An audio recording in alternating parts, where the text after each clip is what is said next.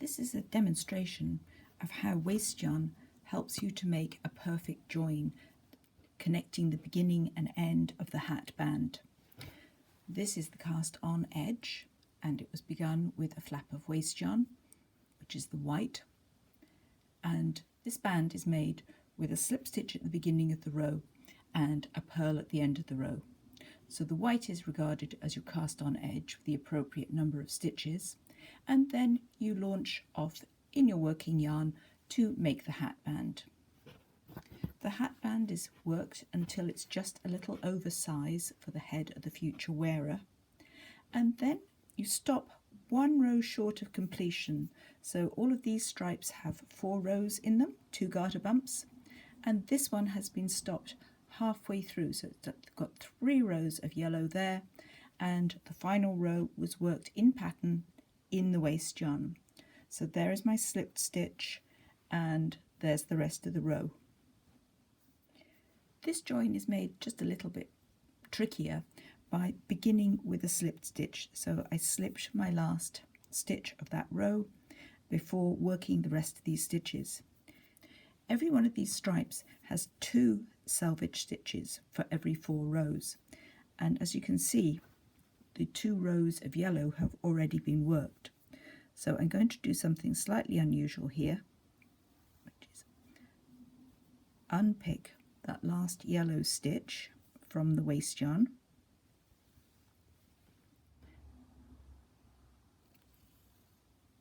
I've cut this yarn off 4 or 5 times the width of the band, which will give me enough yarn to put in the missing row of stitches.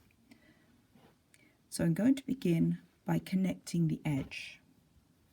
If I remake that stitch that I pulled out, looking at that purple there,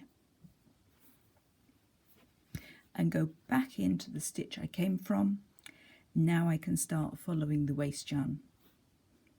If you prefer, when you're putting that final waste yarn on, you can omit the slipped stitch, but you can still make this work. So there is my edge connected, and from here on all I have to do is follow the way the waste yarn intersects with those purl bumps on either side.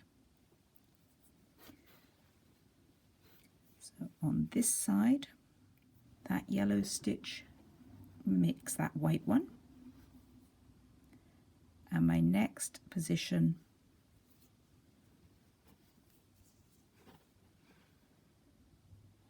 is here. The white yarn goes in here and under 2 stitch sides,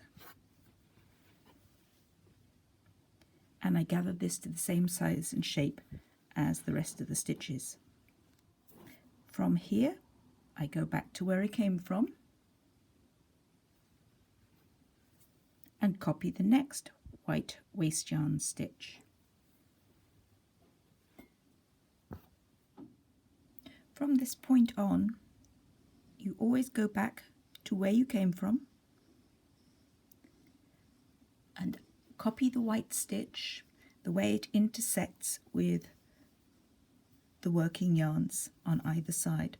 So on this side I'm intersecting with yellow,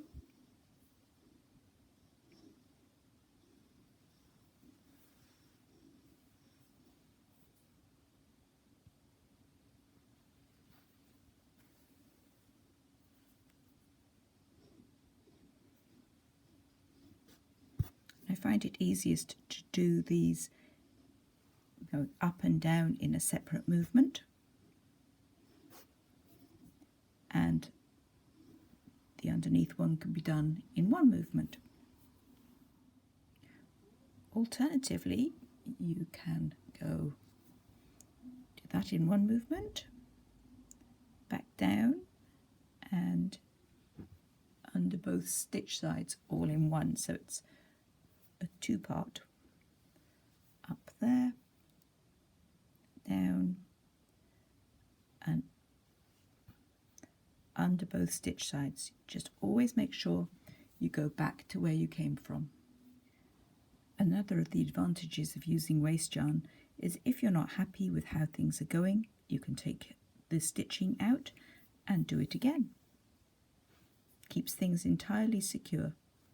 It's always a good idea to practice this if this is a new concept to you. Now we're getting to the edge stitch now, and let's have a look. That's where the white yarn goes, so it's still back into the same spot as last time, up into the side stitch, and here is my white, and there we have a perfect match. And once you've removed the waste yarn, you won't know that we ever began or ended there. Always remove the last waste yarn first. And this was the one at the end of the band. I don't bother binding it off properly, I just thread the tail through the stitches.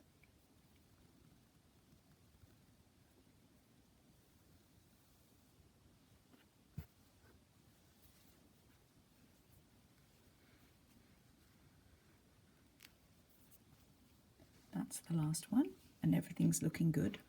If there were a problem, you can always re-knit that last waste yarn flap.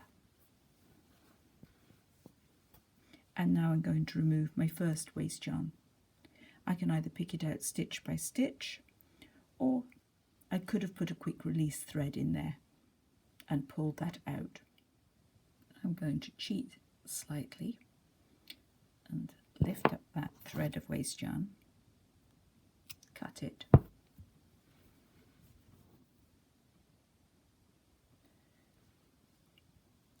start removing that row, and then, provided I haven't snagged anything, I should be able to draw that row out all the way to the last couple of stitches.